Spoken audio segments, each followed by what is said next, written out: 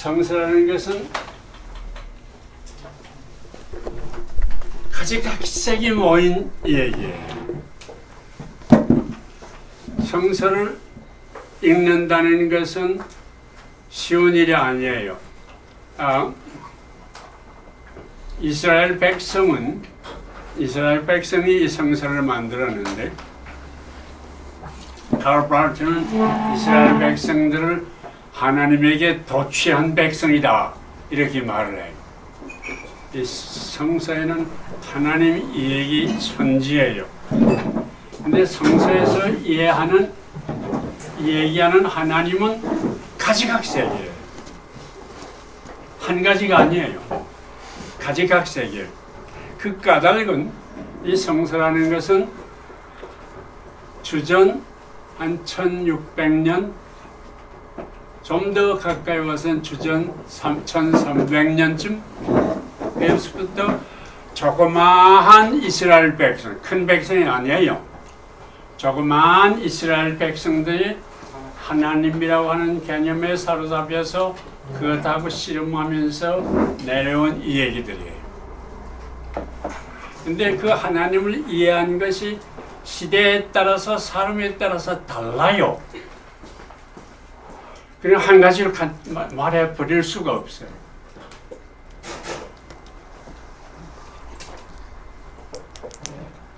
이 성서를 이해하자면 이스라엘 백성들의 역사를 이해해야 돼요. 어떤 때 누가 왜 이렇게 말했느냐 그걸 알아야 돼요. 그리고 그것이 옳으냐 그러냐 하는 것을 판단해야 돼요.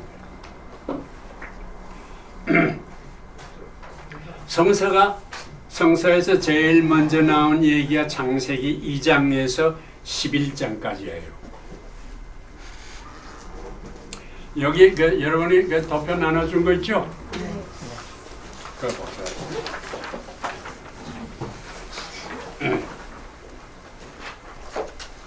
제일 처음에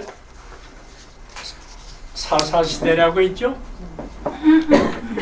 사사시대라는 것은 어떤 때냐고 하면은 애굽에 노예로 있던 사람들이 모세의 이끌림에 따라서 나와서 한 생명 공동체를 이루어서 가부, 과부, 고아, 떠돌이들이 안심하고 사는 세상.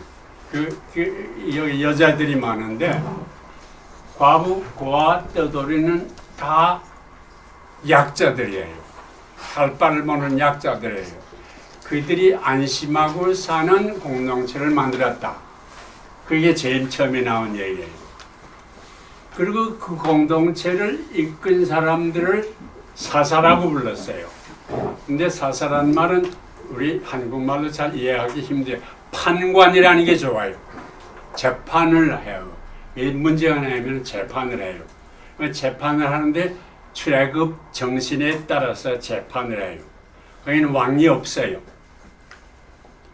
그러다가 다윗 왕이 나와요. 다윗 왕조가 나와요. 이거 다시 자세히 설명하겠지만은요. 다윗이 여러분 좋다고 이 얘기 들은 사람은 손 들어봐요. 다윗이 좋다고 얘기 들은 손 들어봐요. 다윗이 나쁘다고 하는 사람 들은 사람 있어요? 한 사람이고 두 사람이고. 나쁘다는 소리 들었어? 듣기는 들었어요. 근데 의아했어요. 그래? 네. 다윗은 하나님의 뜻에 역행한 사람이에요. 그러면서 하나님의 이름을 써먹었어요. 그래서 하나님 이 얘기를 다윗이 하는 것은 다 거짓말들이에요. 그러니까 함부로 믿으면 안 돼요. 그런데 이제 앞으로 설명할 거야. 그러면서 다윗이 나를 지켜준다. 이스라엘 백성을 지켜준다. 그렇게 생각했거든. 수호신이에요. 그러니까 여호와만 잘 지키면 잘 된다. 그래서 나라가 망해버렸어요. 그래서 바벨론에서 잡혀갔거든. 그래서 바벨론이 왜 망했느냐. 여기 보게 되면 바벨론 불호라는 거 있죠? 거기 망해서 간 거예요. 그 전에는 나라가 둘로 깨어졌어요. 사사시대에서 다윗이 혼자 통일 국가를 하다가 다윗, 솔로몬 그리고 르호보암이 망령되이 행동하기 때문에 나라가 깨졌어요. 그래서 북쪽에 이스라엘, 남쪽에 유대 이렇게 됐어요. 그러면서 복잡해요. 그 얘기는 천천히 할게요. 그러다가 망해요. 망해서 바벨론에 갔어요. 바벨론에 가서 이 사람들이 자기들을 반성하는데 반성을 잘못했어요. 그것도 설명해 드릴게요. 잘못하고 이제 앞으로 야훼만 섬기고 율법을 잘 지키면은 하나님이 다윗의 후손에서 메시아를 보낸다. 이런 얘기를 했어요. 그것이 예수님 당시에 이스라엘 백성들이 다 믿은 신앙이에요. 메시아 사상이라는 말 많이 들었죠? 메시아가 오면은 이스라엘 나라가 높이 올라가고 이방들이 그 밑에 와서 섬길 것이다. 그래서 메시아 사상이 나와요. 그리고 예수를 메시아라고 바울은 말했어요. 그러다가 메시아가 오지 않았어요. 바울은 예수를 메시아라고 했는데 그건 거짓말이에요. 그건 또 내가 설명해 드릴게요. 거짓말이에요. 오늘까지 메시아가 오지 않았어요. 교회에서 메시아가 오면은 하늘나라를 이룬다고 얘기하죠. 주후 2000년이 지났는데 아직도 메시아가 오지 않았어요. 그러니까 이 얘기가 뒤죽박죽이에요. 이 뒤죽박죽이 되는 것을 바로 이해해야 한다. 그런 얘기예요. 그때 무엇이 왜 이렇게 되느냐. 이것을 밝혀야 돼요. 그래야 우리가 바르게 찾을 수 있어요. 이런 복잡한 세상에 예수님이 오셔서 새 길을 보여주셨어요. 원시 시대에는 그것은 New Way라고 말했어요. 다윗 왕조에서 얘기한 그거 아니고 새로운 것, 이런 얘기예요. 그것이 말하자면은 우리에게는 복음이에요. 그 New Way가 바울 때문에 잘못 해석이 됐어요. 그래서 교회는 그 잘못 해석이 된 예수를 믿고 있어요. 그것도 내가 설명해 드릴 거예요.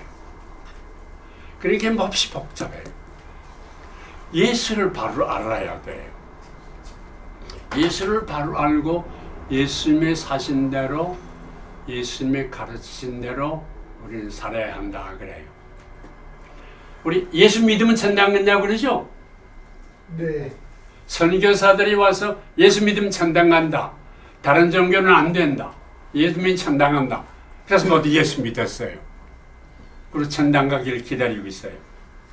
그런데 예수님은 나를 믿으라는 말을 한 번도 안 했어요. 예수님은 나를 따르라 그랬어요. 그가 사신 것처럼 너희들도 살아라 그랬어요. 그러니까 예수님이 어떻게 사셨고 어떻게 가르쳤느냐, 이걸 바로 파악을 해야 돼요. 우리 교회들이 그걸 못하고 있어요. 그래서 한국 교회도 여러 가지 문제가 많잖아요. 엄청나게 문제가 많아요. 그것은 예수를 잘못 이해하고 있어서 그래요. 그것을 밝혀보고 싶은 거예요. 그런데 교회 목사들은 이걸 밝히지를 않아요. 대부분 다라고 말할 수 없어요. 첫째로 이 복잡한 성서가 뭔지를 가르쳐 줘야 돼요. 자기의 구미에 맞는 것을 끄집어내서 설교를 하고 이거 믿으라 그러거든. 근데 그 믿으라고 하는 설교가 예수님의 삶하고 대부분의 경우에 맞지를 않아요. 그럼 어떻게 해요? 이런 문제가 나와요. 이제 성경의 얘기를 들어가기 위해서 성경의 제일 오랜 사람이 아브라함이에요. 주전 1600년경이에요. 그 아브라함이 갈대아 우르에서 나왔다고 그래요. 사실 이게 지도가 있어야 되는데 그 바벨론에 있는 이렇게 슈멜 문화라고 있어요. 슈멜 문화라고 이 사실 슈멜 문화 가지고서도 한 두어 번 강의해야 되는 얘기인데 슈멜 문화를 얘기하는 사람은 인류 문화가 제일 먼저 슈멜에서 시작했다 이렇게 말해요. 주전 한 4,000년경이에요. 지금 이란에 있는 곳이에요. 거기에는 물로 쫙 차서 갈대가 나오고 살 수 없는 곳이에요. 그런데 슈멜 민족이라는 민족이 거기 들어와서 도랑을 파고 물을 빼내고 거기에 슈멜 문화를 만들었어요. 굉장한 문화를 만들었어요. 그리고 피라미드를 만들고 피라미드의 제사들 만들고 하나님께 제사를 드려요. 제사의 가장 두목이 되는 신은 안이라고 그래요. 안이라고 하는 신이 가장 온 천하를 다스리는 신이에요. 그런데 이 슈멜족이 어디서 왔느냐 하고 묻는 질문이 오랫동안 있었어요. 근데 이 슈멜민족은 몽고에서 왔다는 결론이 나와요. 몽고는 우리 동이족들이 살던 곳이에요. 아브라함은 이 동이족이 살던 갈대아 우르에서 왔어요. 그러니까 우리 선조들하고 맥이 통한다고 봐야 좋아요. 그리고 요즘 몽고에서 새로운 고적이 발달되는데 주전 5,700년경에 고적들이 막 나와요. 근데 슈멜 문제가 주전 4,000년이라고 그러잖아요. 5,700년이니까 그보다 훨씬 전이에요. 근데 발굴해서 나오는 그 옥으로 된 문화인데 거기에 나오는 것이 우리 동이족의 물건이라는 것이 증명이 돼요. 비파금이라는 것도 있고 적성묘라는 것도 있고 해서 우리 동이족의 문화예요. 그러니까 몽고의 문화, 5,700년 전 문화가 우리의 선조들의 문화다 하는 결론이 나와요. 근데 그때 그것을 글로 적어 놓은 게 없어요. 물질 문명은 알겠는데 그 내용을 알 수가 없어요. 문화의 내용을. 그런데 그 문화의 내용을 중국 고서들 여기저기에서 비춰진 것이 있어요. 생명을 사랑하는 살기 좋은 백성이다. 그렇게 말해요, 동이족. 그리고 맹자의 말에 의하면 공자도 동이족에게서 배웠다 이렇게 말해요.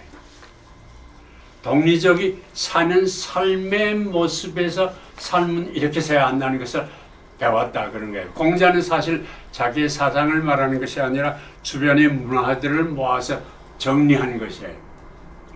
동이족은 무당을 중심으로 살았어요. 무당은 권위자가 아니에요. 무당은 약한 사람을 돕는 사람이에요. 12일에 무당이 무병을 앓는다는 말 알죠? 무병을 앓으면은 뼈가 다 갈라져 버린대요. 뼈 투성이 된대요. 그랬다가 다시 살아난대요. 이건 이제 에스겔서에 뼈 얘기 나오죠? 그 얘기가 12월의 무당의 얘기에서 나와요. 이것이 왜 나오느냐? 이건 내 추측이에요. 12월에는 겨울이 길고 길어요. 태양이 남쪽으로 가면 그냥 추워나잖아요. 눈이 오기 시작하면 눈이 녹질 않아요. 계속해서 쌓여요. 그런데 여자들은 초목이 자랄 때 그걸 따서 말려서 겨울에는 물에 담궈서 다시 먹고 그러거든. 남자들은 사냥을 해요. 사냥을 하다 죽으면은 그 시체를 찾을 수가 없어. 눈이 계속 오니까. 근데 시베리아에는 곰이나 동물들이 그 새를 찾아먹거든. 그래서 봄에 눈이 다 녹으면은 100꿀이 남아요. 그래서 무당은 거기서 한이 생겨요. 그 한으로서 영통하는 능력이 생겨요. 그래서 그 동리 부락부락이 사는데 그 부락부락의 문제들을 이거 동학에서는 기화라고 그래요. 기가 통한다고 해서. 왜 그런지를 알아요. 그래서 도와줘요. 그래서 이렇게 내려가서 도와주는 사람을 중심으로 사는 평화 공동체예요. 생명을 살리는 것. 평화. 이것이 우리 선조들의 삶이에요. 그런데 여러분이 이 책을 사서 읽어보세요. 묵자라고 하는 학자가 나와요. 묵자 얘기 들어본 사람 있어요? 책을 사서 읽어봐요. 이건 공자 뒤에 나온 중국의 전국시대에 나온 사람이에요. 이 사람의 가르침은 예수님의 가르침하고 꼭 같아요. 우리들은 한 형제자매다. 왜 싸우느냐? 이거예요. 그래서 그는 평화주의자였어요. 왕들을 쫓아다니면서 싸우지 말라. 우리가 다 한 하나님의 아들인데 왜 싸우느냐? 어떻게 그걸 아느냐? 묻힐만 하잖아요. 그럼 대답이 간단해요. 그 해를 한님이라고 그랬거든. 한님이 울 안에 있다고 해서 한울님이라고 그랬어요. 모든 생명이 저 한님의 생명에서 나오지 않느냐. 그냥 우리는 다 형제자매다. 그것이 우리 동이족의 생각이에요. 우리 최재호도 이웃사람 속에 하나님이 계시다. 사인이여천이라는 말이 거기서 나와요. 동학에서도 그걸 찾았어요. 이웃이 다 하나님의 아들인데 왜 싸우느냐. 목자가 이렇게 말해요. 이웃이 너와 같다. 이웃 동네도 내 동네다. 이웃 나라를 나는 남의 나라로 생각하지 말아라. 이것은 예수님의 가르침하고 일치하잖아요. 원수꺼정 사랑하라 그러잖아요. 우리는 다 한 하나님의 아들이다. 하늘에 계신 우리 아버지 그러잖아요. 그래서 이 우리 선조들의 생각이 슈멜민족에 들어갔다가 그것이 이스라엘 백성들 속으로 들어갔다. 이렇게 생각하는 것이 아주 타당하다고 보여요. 예수님의 가르침이 이 묵자의 가르침하고 최재호의 가르침하고 일치해요. 우리나라 백성들은 평화를 주장해요. 여러분 3.1 독립선언서 알죠? 거기에 주지가 뭐냐고 하면은 1차 전쟁이 끝난 다음에 폭력의 시대는 갔다. 평화의 시대가 왔다. 평화적으로 주장하자.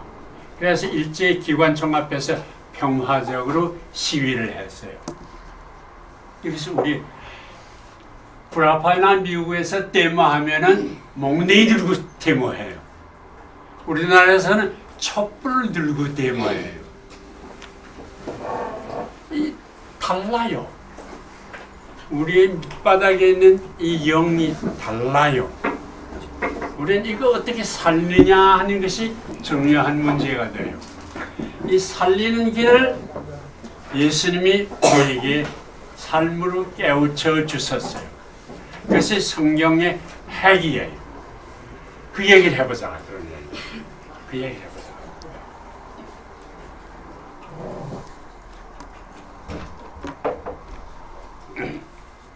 첫째로 오늘 얘기는 여기서 끝마치겠어요.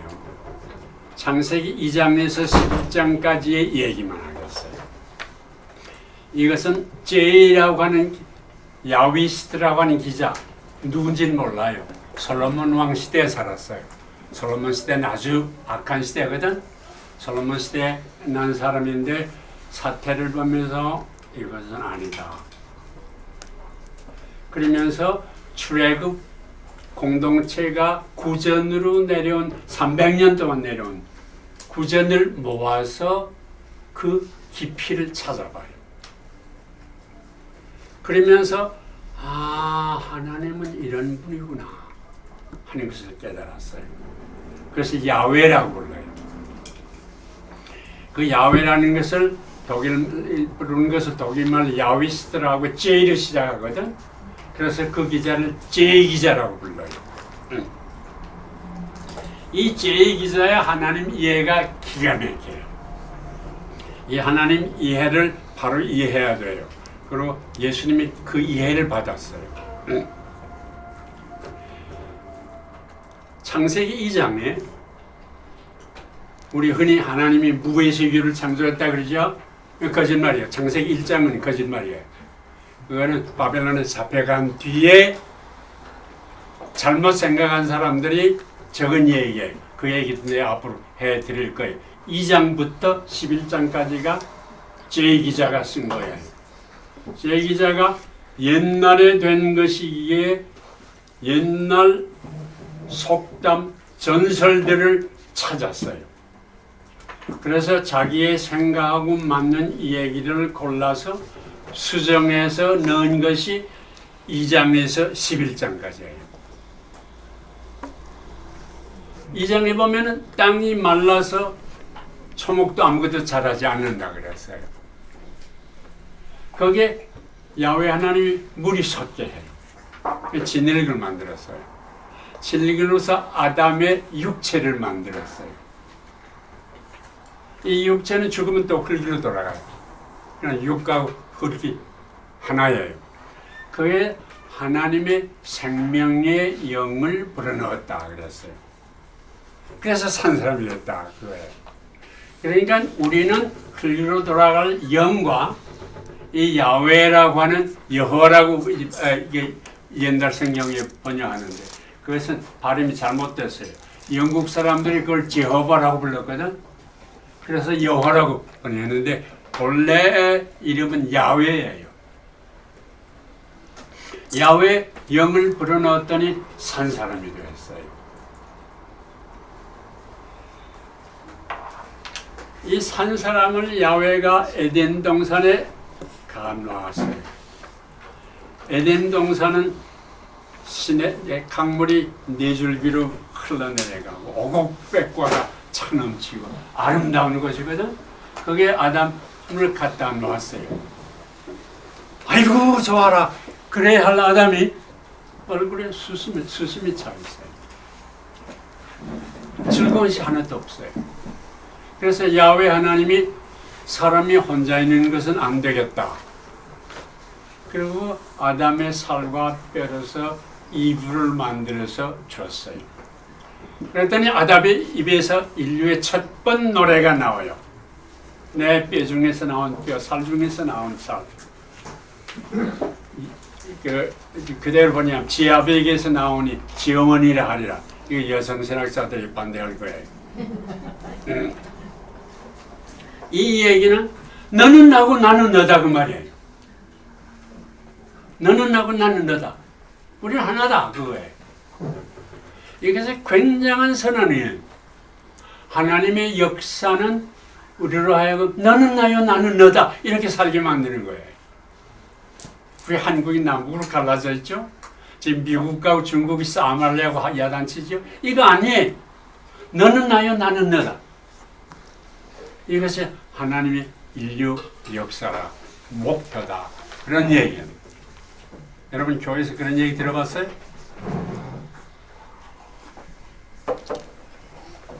그런데 아담 해와가 육체를 가졌거든. 육체를 가지면 자기중심적인 생각을 다 해요. 에덴 동산에 나무가 두 가지였어요. 선악과하고 생명나무가 있죠. 선악과는 따먹으면 죽는다 그러는 얘기예요. 생명나무는 생명을 유지하는 나무예요.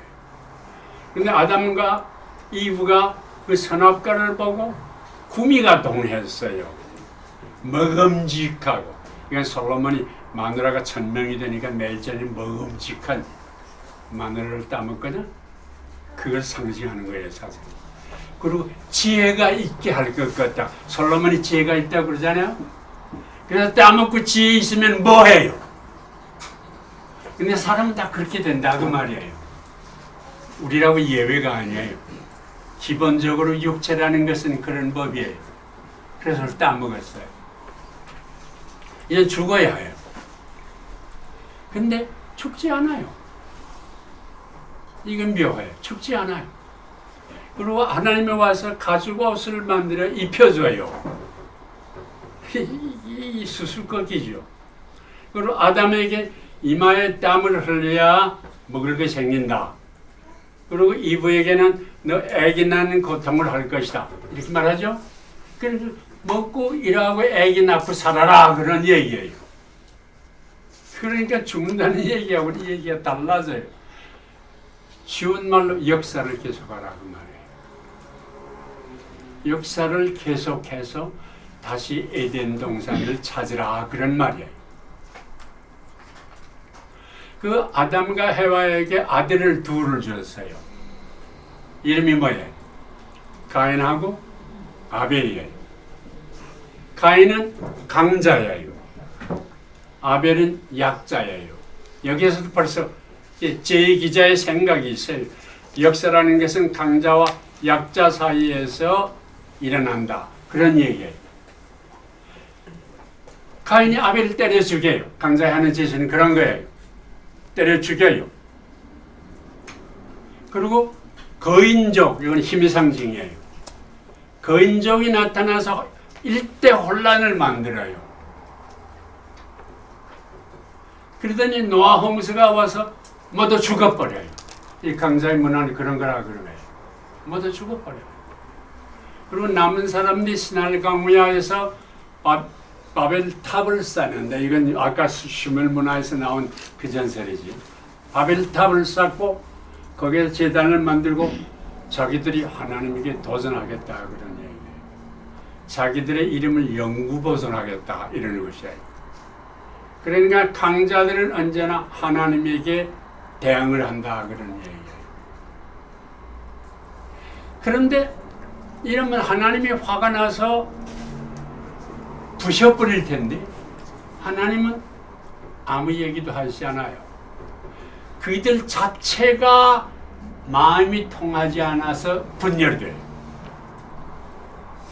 제국이라는 것은 그렇게 망한다 그런 얘기예요. 자체 분열로 망해요. 여러분 보세요. 이 여당도 야당도 안에서 싸우잖아요. 한반도도 싸우지 않아요. 이게 문제라고요. 갈라져서 망하는 것이지 하나님이 저주하는 거 아니라 그런 얘기예요. 이 제2기자의 생각, 이거는 우리가 두고두고 생각해야 돼요. 그럼 약자는 어떻게 되느냐? 그래서 2장에서 11장에서 약자 얘기가 그 다음에 나와요. 아벨이 죽은 다음에 그 뒤에 셈을 줘요. 아브라함과 아담과 해와에게 셈을 줘요. 이건 약자의 상징이에요. 그리고 제2기자가 이렇게 말해요. 셈의 후손이 여호와를 섬길 것이다 이렇게 말해요. 이건 굉장한 말이에요. 셈의 후손이 에덴 동산을 회복한다는 말하고 같아요. 그러니 이 서구의 신학자들은 이 제2기자를 다윗 편이라고 그러는데 이건 다윗 편이 아니에요. 약자 편이에요. 셈의 후손이 야훼를 예배하게 될 것이다. 그리고 그 후손으로 노아가 나와요. 다 망하는데 노아 가정만 살아요. 그리고 아브라함이 나와요. 믿음의 조상 우르에서 나오는, 우르가 갈대아 우르는 몽고에서 간 사람들 아니에요? 아브라함이 거기서 나와요. 그래서 이 아브라함의 후손이 민족이 서로 축복하게 되게 한다 이렇게 말해요. 이 말도 굉장한 말이에요. 그것도 히브리어라는 것은 본래 자음으로 되어 있어요. 거기다 모음을 붙여야 읽을 수 있어요. 읽는 사람이 자기의 마음에 드는 모음을 붙여서 읽거든. 근데 이 아브라함이 받은 세 번째 말이 그 자손들을 통해서 민족들이 하고 있으면 어떻게 되는 건 모음을 어떻게 치는 거 하는데 딸이거든. 그래서 다윗 왕조에서는 주격을 붙였어요. 그래서 이 사람들이 모든 민족을 정복해서 하나이 되게 하리라 이런 식으로 해석을 했어요. 근데 거기에다가 수동적으로 하면은 민족들이 서로 축복하게 되리라 이렇게 돼요. 그러니까 제2기자의 원칙대로 하면은 민족들이 서로 축복하게 되리라는 것이 맞는 이야기예요. 그것이 제2기자의 대전제예요.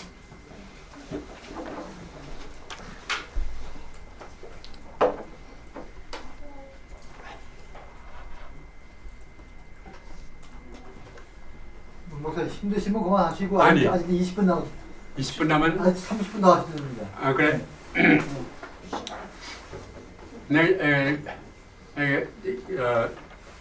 여러분 다음에 올 때는 출애굽길 읽고 오세요. 출애굽길 얘기할 거예요.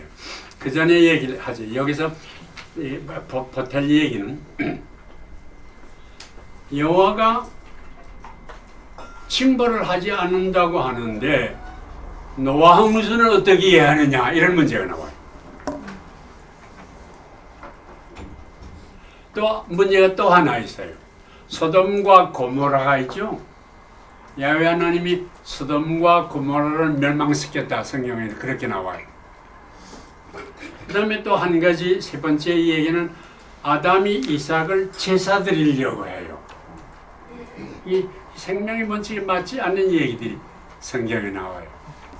야훼가 자기 아들을 제사하라고 한다면은 그것은 엉뚱한 얘기 아니에요.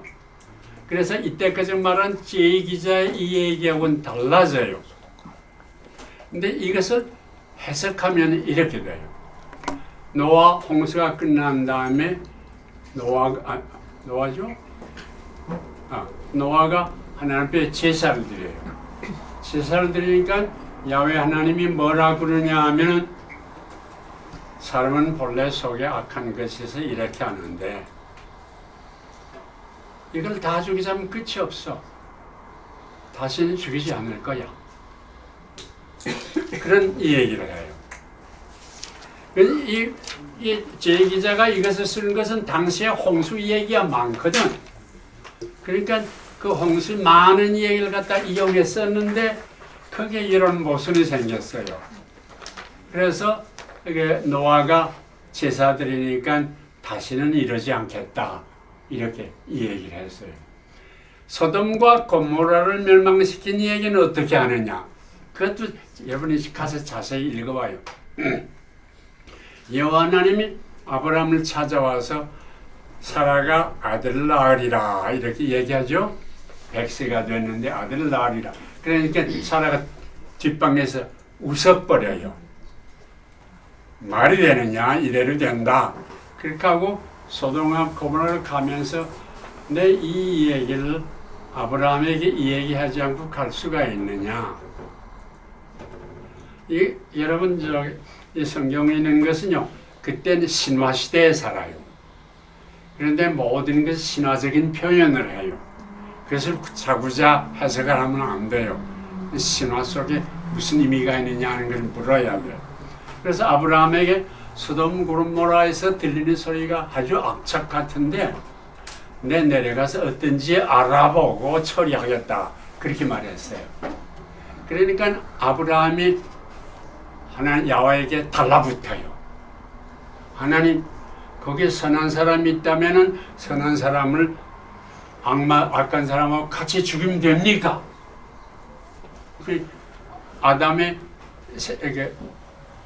아브라함의 생각이 야훼 생각으로 앞서는 것 같잖아요. 그러면 안 됩니다. 그러면서 40명만 의인이 있으면 살려주세요. 그랬어요. 그러니까 야훼 대답이 그래 40명만 있으면 내가 살려주지. 그러니까 아브라함이 보기 아니 20명이 있으면 어떡하겠습니까? 20명 있어도 괜찮아. 안 죽일 거예요. 5명이 있으면 어떡하겠습니까? 5명이 있어도 안 죽여. 여기서 야훼의 심정이 나와요. 사실은 야훼도 죽이는 것을 원치 않아요. 그러나 전설에 그런 얘기 있으니까 그 소돔 고모라 전설이 있는 거거든. 덮어놓고 주장할 수는 없는데 야훼의 심정을 보면 그런 거예요. 아브라함이 제사 드리는 얘기. 당시 종교 가운데 아들을 하나님에게 제사 드리는 종교들이 있었어요. 사실 이 전통은 예레미야 시대까지 나와서 아들을 제사 드리곤 했어요. 야훼 하나님에게 얼마나 내가 충성하냐 하는 것을 보이기 위해서는 내 아들을 제사 드린다. 이런 전통이거든. 그래서 아브라함 생각이 나도 야훼 하나님을 사랑하는데 내가 저 사람들에게 질 법이냐. 나도 제사 드려야지. 그래서 이삭을 데리고 장작개비를 짊어지고 무슨 산이죠? 모리아. 모리아. 산으로 올라가요. 그냥 아들이 제사들은 양은 어디 있습니까? 하고 묻잖아요. 그 아버지의 심정이 어떻겠어요? 이것은 사실은 내가 얘기를 빼놓은 것들인데 이 얘기를 길게 하는 전통이 있어요. 그 전통이 이 얘기를 길게 만들었어요. 이문서라고 그러는데. 그래서 장작가고 이삭을 동염에 올려놓고 칼로 찍으려고 하는데 천사의 목소리가 들렸어요. 죽이지 말라. 그것이 야훼 심정이에요, 사실은. 이 전통에 따라서 자기도 하려고 그러는데 야훼는 죽이지 말라 그러는 것이에요. 이렇게 전통들이 흘러내려와요. 그러면서 출애굽을 들어가기 전에 이 얘기하자면은 출애굽 이 얘기 시작되기 전에 이 얘기는 아브라함, 이삭, 야곱, 요셉 이렇게 나오죠. 이 얘기는 당시 가나안 땅에 있는 민족들 사이에서 오고 간 설화들이에요. 근데 거기 이 얘기는 크게 두 줄기가 있어요. 아브라함, 이삭 이야기 있고 야곱, 요셉 이야기 있어요. 이것이 창세기를 다 찾고 있어요, 사실은. 아브라함, 이삭 이 얘기는 아브라함의 믿음을 통해서 이 역사가 전개된다 하는 이 얘기를 하는 거예요. 야곱의 이 얘기는 사실 여러분 야곱하고 에서가 있는데 둘 가운데 누가 더 좋은 사람 같아 보여요?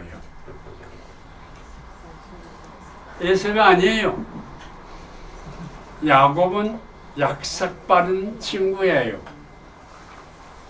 엄마가 주는 털옷을 입고 죽을 끓여서 먼저 가서 먹이고 밥을 뺏어가고 그러잖아요. 그러다가 겁이 나니까 도망가서 삼촌 집으로 도망간단 말이에요. 삼촌 집에 도망가서 하는 짓도 뭐예요? 자기 양을 많이 되게 해서 줄무늬 있는 양을 만들려고 여러 가지 술수를 쓰지 않아요? 그래서 자기 재산을 불리지 않아요? 근데 둘째 딸이 더 마음에 드는데 삼촌이 맏딸을 주거든. 그래서 다시 해서 둘째 딸을 기여해서 둘째 딸을 더 사랑해요. 그러다가 도망해 나오면서 둘째 딸이 아버지의 신주를 훔쳐가지고 나와요. 이런 이상야릇한 짓들을 야곱이 해요. 그러다가 야곱 거기에 와서 강을 건너면서 형을 만나게 되거든. 만나면 큰일 나거든. 그래서 자기의 앞에 미리 세 부대를 보내요. 그리고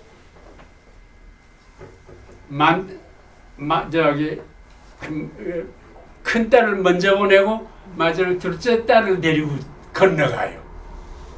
이런 작자예요. 근데 그 작자가 하나님의 마음에 든다. 성서는 그렇게 말해요. 이거 웃기는 얘기예요. 그러기 마다들의 후손이 지금 이란에 하는 이슬람교거든. 그 까닭은 뭐냐고 하면은 이 마다들은 하나님이 주신 축복을 그런 문제 삼질 않아요. 그대로 막 살아. 그런데 둘째는 그것이 중요하다고 생각해서 붙어요. 수단 방법은 다르지만 그것이 중요하다고 생각해요. 이 중요하다고 생각하는 것이 중요하다. 그런 얘기예요. 그래서 야곱의 후손들이 애굽에 들어갔다 이렇게 이 얘기가 돼요. 그러나 야곱의 후손뿐만 아니라 많은 떠돌이들이 들어가서 노예가 됐다 그런 얘기예요. 그리고 그 노예들이 젖과 꿀이 흐르는 땅에서 과부고와 떠돌이들이 안심하고 사는 세상을 만들었다 하는 얘기가 됩니다.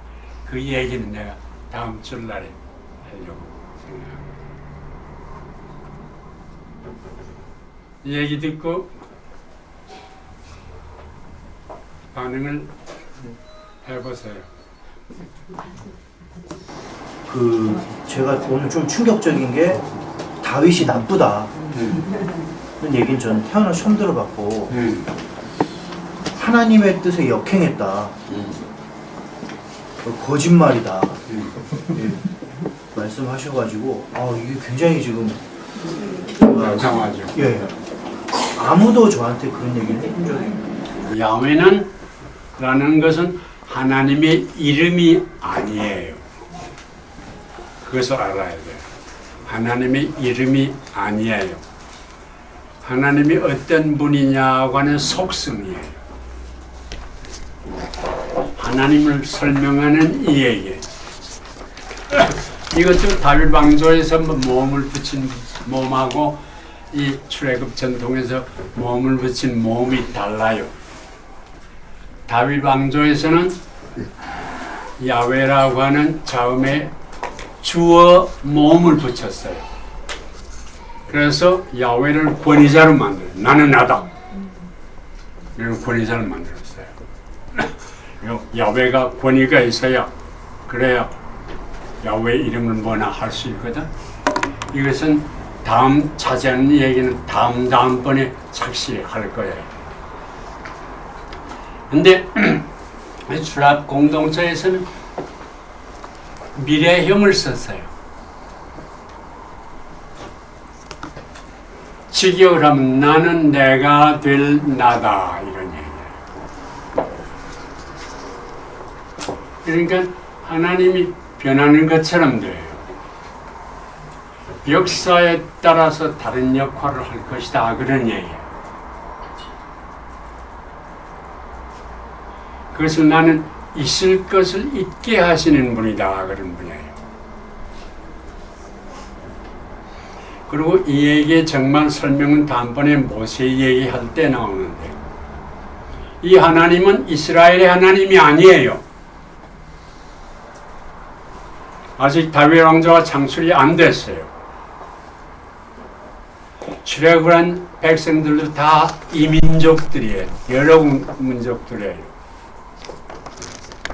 그런 온 인류의 하나님이란 말도 종교적인 용어예요.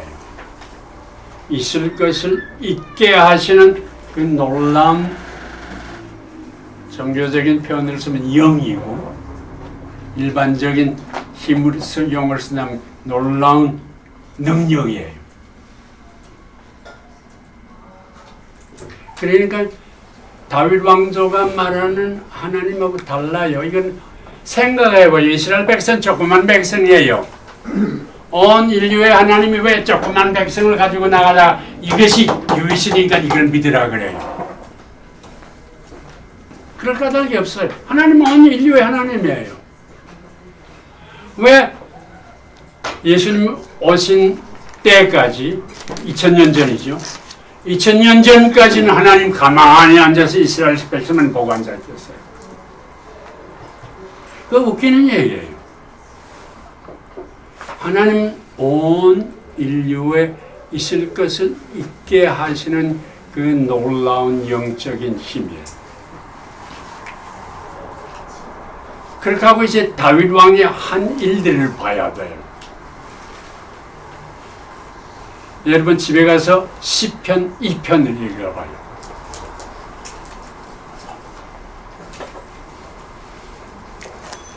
이건 앞으로 얘기할 얘기예요. 시편 읽어보면요, 다윗 왕조가 왕을 세울 때마다 즉위식에서 부르는 시예요. 그거 읽어보세요. 다윗 왕조가 왕이라는 것은 어떤 존재냐 하는 것을 명확히 알 수 있어요. 우린 다윗 왕에게 속아 넘어가고 있어요. 넘어가고 있어요. 그래서 사랑하는 아들의 이름을 다윗이라고 지어주지요. 저분이 없어요. 놀라는 것은 틀림없어요. 아마 대부분의 사람들은 다 이건 놀랄 거예요. 그렇잖아? 다윗을 나쁜 왕이라고 생각해본 사람 손들어. 한 사람 있구나. 그 사람. 그 목사들은 목사라고 다 그런 건 아니지. 이게 어처구니 없는 얘기야. 난 옛날이면 돌 맞아 죽을 얘기야. 어렸을 때부터 교회에서나 엄마 뭐 부모님으로부터 들었던 이야기들 있잖아요. 성경 이야기. 근데 이제 그 이야기와 사실은 제가 자라면서 지금도 이제 목사님한테 지금 듣는 것도 그렇지만 다른 부분들이 있잖아요. 그렇지. 그러니까 신화적인 이야기와 그 사실 아니면 뭐 신앙에 대한 것들에 대해서 저는 그러니까 지금은 아이들이 어리기 때문에 그냥 옛날 이야기처럼 이야기를 해주고는 있지만 가끔은 이걸 이렇게 이야기해주는 게 옳을까라는 고민이 되긴 해요. 아주 좋은 질문이에요. 어떤 주일학교에서 하나님은 어디나 계시다. 언제나 어디에 계시다. 그렇게 가르쳤거든. 근데 얘가 옛날에는 우리 밤에 변소가 밖에 있거든. 변소 가겠는데 못 나가겠다고 그래요. 왜 못 나가냐? 하나님 밟으면 어떡해. 하나님은 어디나 계신다고 해주니까 나다가서 하나님을 밟을 수 있거든. 낮이라면 하나님 보고 피하겠지만 밤이면 보지 못하니까 피하지 못하지 않겠어? 이 문제가 굉장히 커요. 그러니까 어린아이들에게는 첫째로 사랑을 맛보게 해주는 일이에요. 생명의 소중한 것을 맛보게 해주는 일. 이게 예수님의 교육 방법이에요. 예수님 가서 할 때 이 얘기가 다시 나올 거예요. 두 번째,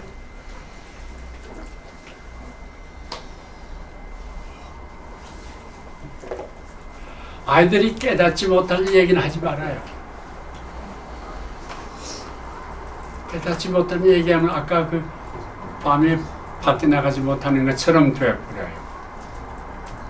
세 번째, 우리를 못살게 구는 것은 뭐냐 하는 얘기를 있다고 해요. 왜 이래지? 쟤는 왜 저러지? 왜 이런 일이 생기지? 해서 악의 그들의 세계에서 그렇게 하면 안 되지 하는 것을 배우게 해줘야 돼요. 그 다음에 네 번째는 어떻게 하면 신나지 하는 걸 배워줘야 돼요. 그게 성경의 삶의 핵이에요. 그리고 성서에 그런 얘기들이 있어요. 그런 얘기들을 들려주고 성서 얘기만 해줄 필요가 없어요. 우리 주변에서 되는 이 얘기들, 동화 같은 거, 이 얘기가 중요합니다. 나도 요즘 이 얘기 신학이란 말이 나와요. 이 얘기로 해줘야 자기의 삶하고 접촉이 돼요. 그래서 깨달아서요. 많은 학자들은 논리를 말해요. 관념적인 논리만 얘기해요. 그럼 우리 머리만 발달해요. 입만 까부러져요. 근데 그게 삶에 오질 않아요. 삶에 이 얘기해 주는 게 그렇게 중요해요. 우리 옛날 우리 한국 교회 부흥사들을 생각해 봐요. 부흥사들의 얘기는 이 얘기 천지예요. 이 얘기가 중요해요. 그래서 저도 이 얘기쟁이에요, 말하자면.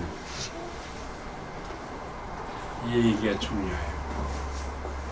아주 중요한 질문이었어요. 어린애들을 어떻게 기르냐 하는 것이 문제예요.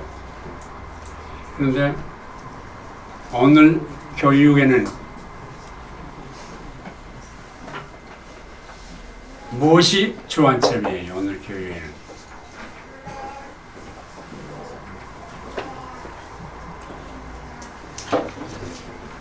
하나님을 오늘 주입하려고, 교육 이룩하려는 게 뭐예요? 하나님을 주입하려고 하는 것 같아요. 아니 일반 교육. 교육에서. 경쟁에 이기는 거예요. 경쟁에 이기면 어떻게 돼요? 기독교의 복음하고. 이 문화 전부가 경쟁에 이기는 교육을 하고 있어요. 이걸 우리 예수를 따르는 사람들이 정말 걱정해야 하는 문제예요.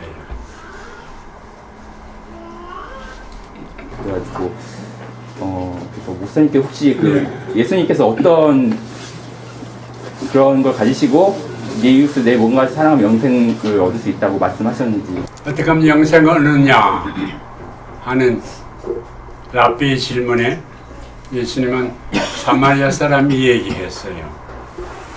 강도 많은 사람을 도와줬어요. 그렇게 하면 영생을 얻는다. 그런 얘기 아니에요? 이건 좀 수수께끼 같은 얘기예요. 우리 이따가 해서 남을 도와주잖아요. 그럼 영생 얻어요? 예수님 하신 말씀은 뭐냐? 이런 질문이 나와요. 이것은 성수 예수님의 삶의 합을 찌르는 굉장한 질문이에요. 내가 이게 이걸 가지고 설교를 자주 하는 본문이거든. 랍비가 어떻게 하면 영생 얻습니까? 하고 물으니까 예수님이 율법이 뭐라고 했니? 알지 않느냐? 반문했죠? 반문했어요. 그러니까 하나님을 사랑하고 이웃을 자기 몸처럼 사랑하라고 했습니다. 율법은 잘 알거나 학자가 그렇게 살아라. 그럼 돼. 그렇게 말했어요. 문제 그렇게 사는 게 문제예요. 그러니까 율법학자가 그럼 내 이웃이 누굽니까? 하고 물어요. 이게 웃기잖아요. 이웃이 누구냐고 묻는데 어디서 이웃이 이웃이지. 이 아까 저기 다윗 왕조의 얘기를 질문한 것 여기도 걸려져요. 이웃은 누구냐? 그러니까 이 그렇게 해. 그러니까 나 이웃이 누굽니까? 묻거든. 이것은 이 랍비에게서는 굉장히 깊이 생각하고 도전하는 거예요.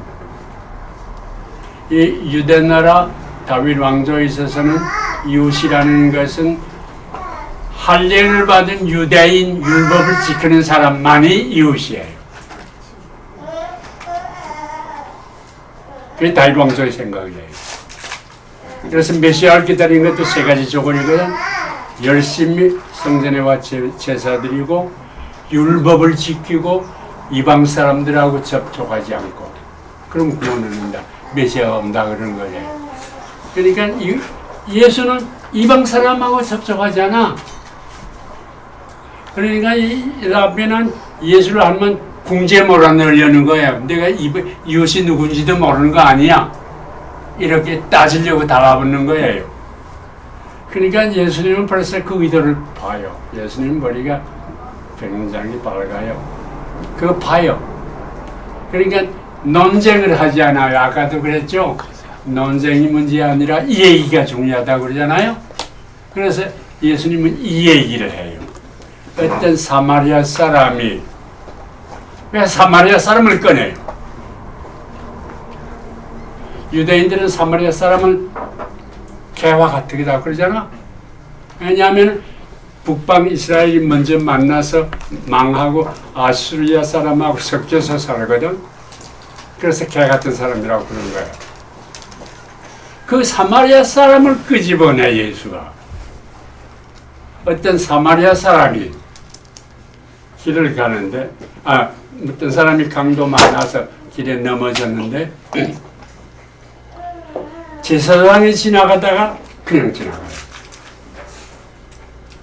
속으로 뭐라고 중얼거렸을지 생각할 수 있죠. 그래서 이 거룩한 손, 저 죄인이 강도 만난 사람은 죄인이 벌을 받는 법이니까 죄인의 피에 손을 대면 되느냐 하고 지나가 버렸어요. 그 다음에 이 제사장을 돕는 랍비가 오다가 또 지나갔어요. 똑같은 이시죠. 이게 종교라는 게 그래. 사람이 만든 종교는 이런 생명이 중요한데 생명이 문제가 아니라 종교가 중요해요. 지나갔어요. 거기 사마리아 사람이 왔어요. 사마리아 사람이 오면서 성경 읽어보면 마음이 움직여서 이런 말이 나와요. 이게 굉장히 중요한 말이에요. 그냥 지나갈 수가 없어요. 마음과 마음이 통했어요. 생명이 죽어가는데 이 마음이 끌려갔어요. 그냥 지나갈 수가 없어요. 원래 거기는 강도가 잘 나타나는 곳이에요. 그런데 그냥 지나갈 수가 없어요. 그래서 내려가서 닦아주고 붕대를 해서 하고 여관에 가서 치료를 해주고 자기 일 때문에 가야 되는데 마음이 여기 못 박혔거든. 그래서 하는 말이 이틀 후에 내가 오니까 내가 이틀 노임금을 줄 테니까 돌봐라. 내 이틀 후에 다시 오마. 그러니까 마음이 그냥 일시 도와주고 끝나는 거 아니에요. 그 생명에 매여 있어요. 이게 중요해요. 랍비는 그렇지 않아요. 다윗 전통 얘기하지만 다윗 전통은 그렇지 않아요. 그래서 그렇게 살면 된다. 예수님이 그렇게 말하세요. 영생을 묻는데 그렇게 살면 된다 그래요. 요게 또 묘한 거 있어요. 그렇게 살면은 거기에 영생이 있다 그런 얘기예요. 사는 게 중요해요. 이 얘기는 여기서 끝나는데 아직도 수수께끼가 남았어요. 이 사마리아 사람이 이틀 후에 온다고 그랬죠. 이 얘기가 그렇게 끝나요. 그럼 이틀 후에 어떻게 되느냐? 그런 문제가 남잖아요. 이틀이 지나니까 이것은 내 상상인데 예수님이 너희들은 생각해봐라 하는 것 같아. 이틀 지났는데 이 강도 만난 사람이 많이 회복이 돼서 지팽이 짚고 마당을 왔다 갔다 해요. 그러면서 이따금씩 사마리아 사람이 나귀를 끌고 건너가는 언덕을 쳐다봐요. 저녁 어스름해서 거기에 나귀를 끌고 사마리아 사람이 내려오거든. 그냥 강도 만난 사람이 대부분 밖에 나가요. 기다려요. 둘이 만나는 장면을 한번 생각해봐요. 이건 한번 천극을 해보면 재밌을 거예요. 아이고 그렇게 됐군요. 그럴 거예요. 사무사에 그러지 않겠어요? 그러니까 다 당신 때문이죠. 그렇게 말해요. 강도 만난 사람은 틀림없이 부자일 거예요. 예를 들면 사는 부자일 거예요. 강도 만난 사람은 죄인이라고 보던 사람이에요. 당신 때문이요. 그래요. 아이고 참 다행이군요. 근데 여관 주인이 뒤에 있다가 저녁이 다 마련됐으니 들어와 저녁 식사합시다 그러거든. 그래서 셋이 식탁에 둘러 앉았어요. 그게 하나님 나라다 그 말이에요.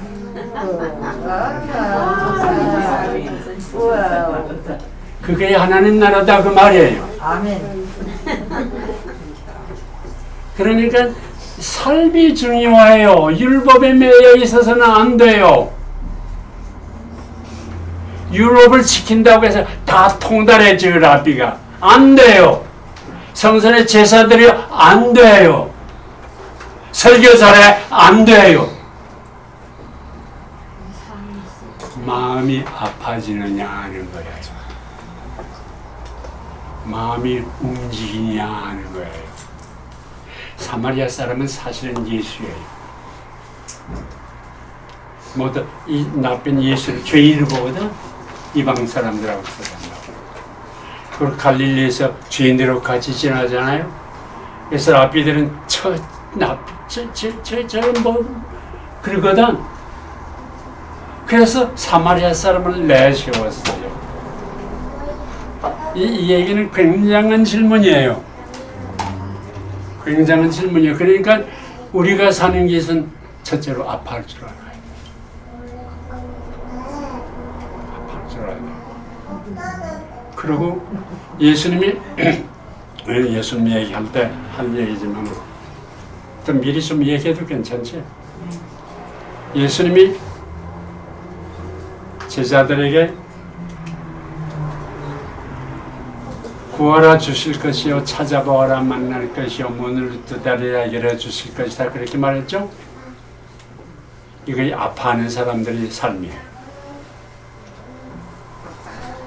아파하면 지금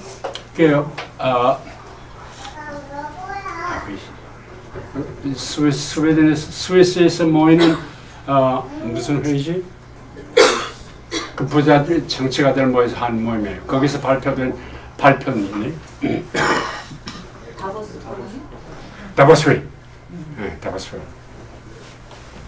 제일 부자 76명의 재산을 합치면은 온 인류의 재산의 반이 된대요. 그리고 인류의 1%가 되는 사람들의 재산을 합치면은 밑으로 50% 되는 인류의 삶의 64배가 된대. 말이에요? 이것을 보고 아파하지 않으면 좀 아직 예수님의 제자가 되지 못해요. 생각해봐요. 인류의 반이 하루에 1불로 산대요. 이건 세계 은행이 월뱅크의 보고예요. 인류의 반이 하루에 1불로 산대요. 부자들이 다 가져갔어요. 그리고 그게 점점 더 심해져요. 그러나 제사장은 그냥 지나가요. 랍비도 그냥 지나가요.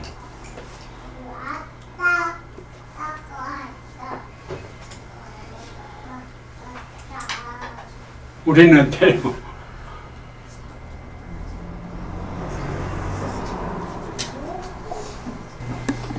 사실은 아까 이제 말씀하시는 거에 비슷한 내용일 수도 있는데 사실 요즘 너무 마음 아픈 이야기들이 많죠.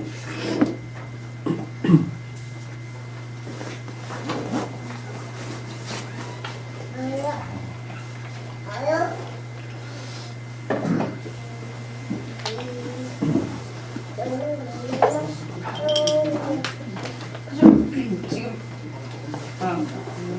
목소리 말씀하시는 거에 좀 감동을 많이 받았고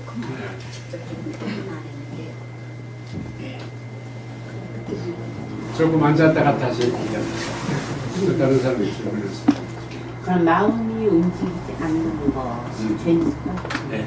죄를 짓는 거예요. 마음이 움직이지 않는 사람은 아까 전 얘기 하늘로 만든 몸 하나님의 영이 손에 들어간다 그러죠. 하나님의 영이 완전히 육체에 감싸서 깨어내집니다.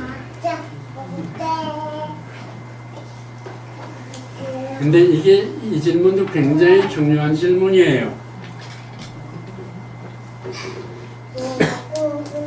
이 정치하는 사람들 나도 정계에 들어갔다 나왔지만요. 정치하는 사람들이 아자 눈물을 흘리면서 질문 못한 그런 사람들의 머리에 요만큼도 없어요. 요만큼도 없어요. 그래서 저는 뭐냐? 어떻게 김대중 어저께 내가 누구한테 쓰는 김대중, 김영삼은 어려서부터 대통령이 되겠다고 목표를 썼대요. 책상 위에. 이게 정치하는 사람들의 생각이에요. 수단 방법을 가리지 않아요. 생명에 대한 영은 죽어 있어요. 김대중 선생 내가 모시고 같이 지났거든.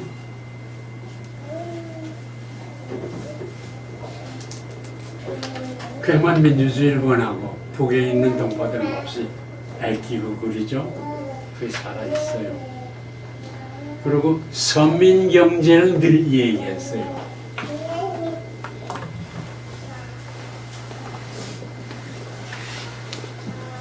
김정일에 관한 얘기 내가 얼마만큼 무슨 좋을지 모르겠네. 그가 대통령이 됐죠. 그래서 서민 경제를 살려야죠. 살렸어요? 살렸죠. 못 살렸죠. 이 어처구니없는 세상이에요. 왜 못 살렸느냐? 아, 총리를 김종필이 시키고 어떻게 해요? 경제를 김종필에게 맡겼대. 김대중은 나한테 직접 그렇게 말해요. 그러니까 IMF하고 같이 노는 거 아니야? 근데 내가 여기 같이 정치에 들어갔던 사람하고 왜 김종필하고 손잡았느냐 그랬더니 그렇지 않고 대통령 못 되는 거 어떻게 해요? 대답이 그렇거든. 그러니 이 마음이 정말 아파진다는 것이 간단한 일이 아니에요. 근데 문제는 아까 그랬지, 교육이라는 건 경쟁 교육이 아니야. 밤낮 이길 생각만 하잖아. 친구가 없어. 내 옛날에 그 전라도에 농촌에 갔다가 신학교 졸업한 학생이 국민학교 선생을 하는데 내가 들어오는 거 보고 뛰쳐나왔어. 너 가르치다가 뛰쳐나오면 되느냐? 괜찮아요.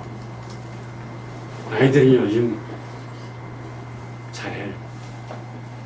시험 감독도 필요 없대.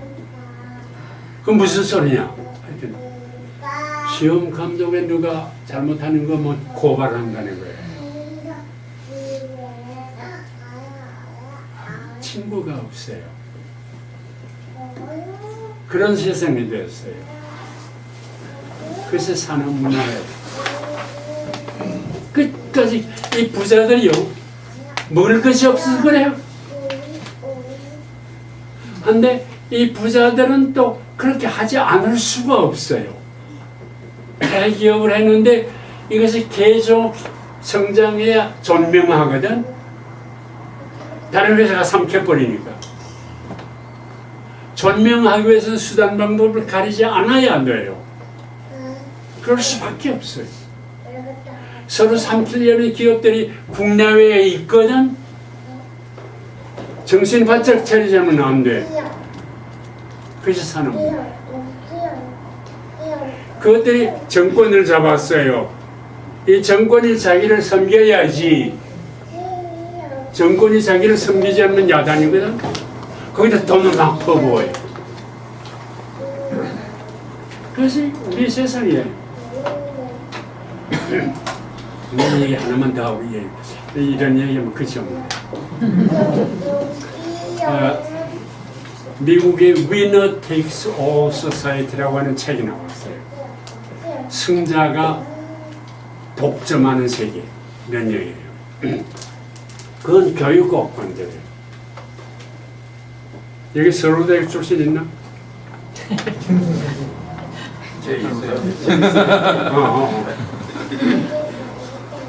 이 대기업들이 인류대학에 좋은 장학금을 막 줘요.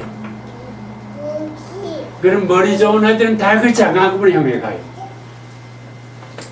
그래서 거기서 뽑아서 대기업이 가져가요. 그래서 대기업에는 머리 좋은 놈들만 모여서 밤낮 꿍꿍이 하는 것이 어떻게 속여 먹을까 하는 거예요.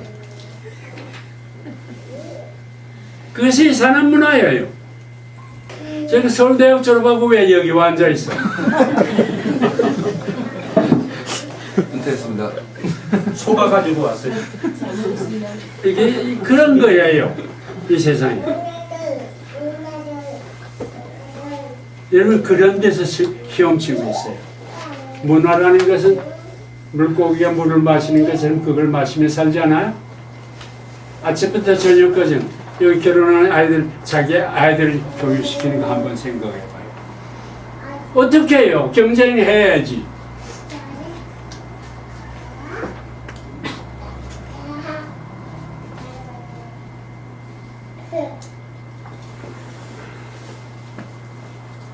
다 우리에게 준 숙제예요. 구하라 주실 것이요 찾아봐라 만날 것이요 문을 두드려 열어주실 것이다 하는 것은 이것을 보고 하는 말이에요. 여기 여성들이 거의 대부분이고 남성들은 몇이 안 돼요. 그러니까 이 남성들은 특별한 사람들이에요. 여성들이 생명에 더 관심이 있어요.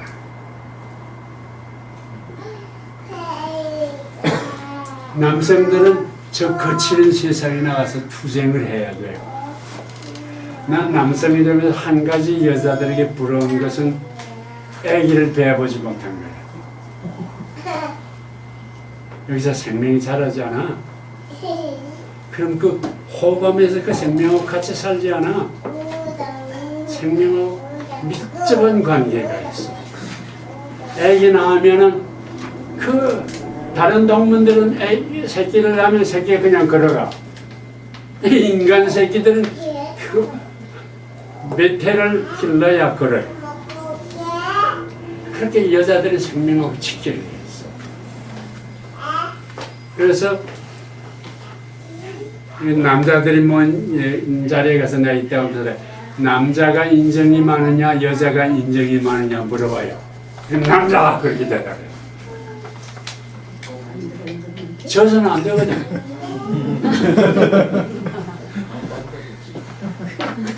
그것이 있는 세상이야.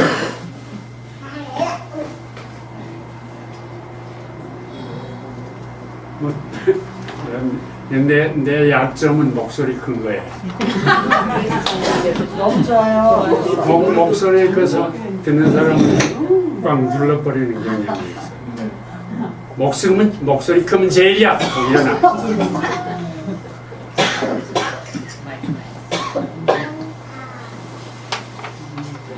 저는 목소리 커갖고 남자들을 딱 골격을 딱 제압하는데 뭐. 저희 단체 일을 하고 있거든요. 그래서 강도를 진짜로 만나지 않은 사실은 뭐 어느 정도 거짓이 있고 그런데 현실은 팍팍한 거죠. 강도를 만나서가 아니라 자신이 그러니까 열심히 살지 않았기 때문에 힘든 것들 그런 거에 대해서 어디까지 우리가 도와줘야 하는가. 그리고 때로는 요즘은 그런 고민들이 많은데 예전에는 그 양과 염소의 비유에서 그 염소 그 왼쪽 편에 있던 사람들한테 이야기하는 내용들 네가 나를 그러니까 예수님을 언제 우리가 돕지 않았냐 돌봐주지 않았냐라고 물었을 때 그러니까 그 아까 그 이웃과도 관계되겠지만 뭐 밀리고 갇히고 배고프고 없는 사람들을 돕지 않은 것이 나를 돕지 않은 것이다. 예전에는 그 얘기를 바보 같다고 생각했어요. 염소들이 왜 안 도와줬지? 라고 생각했는데 지금은 내가 그러고 있지 않은가라는 조금 죄의식이 많이 들 때가 있어요. 왜냐면 내 주변에 사실은 그런 사람들이 있는데 내가 다 해주지 못할 거면 손대지 말자 이런 생각이 들 때도 있더라고요. 점점 나이 들면서 죄송해요. 근데 아무튼 현실 속에서 그렇게 재게 되더라고요. 내가 어차피 이 사람을 다 해주지 못할 거면 다른 데 넘기던가 아니면 다른 곳 가보십시오. 아니면 내가 해줄 수 있는 만큼만 해주고. 근데 그런 질문을 하려고 했어요. 어디까지 해야 하나요 우리가. 그 질문이 아주 좋은 질문. 네, 그 고민하다 보니까 사실은 해도 끝이 없다라고 투정하고 싶었던 것 같아요. 제가 사실은 그런 거에 대해서 의문이지만 저에게 힘이 되는 말을 좀 해주세요. 내 생각에는 여기 앉은 사람들이 다 그렇게 생각하고 있을 거예요. 너무 엄청나잖아. 너무 엄청나. 어디다 어떻게 성을 대? 이런 문제가 나와요. 사실 내 가까운 사람들 빈민촌에 가서 밑바닥 사람들을 도와주고 하는 사람들이 있거든. 여기 사회사업 공부한 사람 있나? 없지. 이런 일은요, 이 악한 정부를 도와주는 일이야. 병이 난데 반찬고 붙여주는 일이야. 그러니까 이거 어떻게 하느냐는 것은 굉장한 문제예요. 그러니까 밑바닥 가서 도와주는 정보 봐라. 이렇게 도와주지 않아? 그럼 헐짓 하거든. 그저 요 밑바닥 사람들에게 한 달에 몇만 원씩 줘? 그런 거 있죠? 김대중 대통령 때 시작했다고 그러더만. 그 밑에 조금씩 주고서는 해먹거든? 밑에 도와준다는 것은 터지지 않게 만드는 거예요. 터지지 않게 만드는 것이 사회사업이에요. 그래, 이거 어떻게? 이거 어떻게? 어디 가서 어디 쏘는데? 이런 문제가 나와요. 이거는 내 대답 안 할래. 나 속에 있는 대답은 있지만 우리 같이 고민할 문제야. 어떻게? 이거 어떻게? 이 전 세계를 아까 그 다보스에서 본 얘기를 알지? 이건 그냥 계속 해나가요. 그렇게 인류에서가 그렇게 나가요. 어떻게?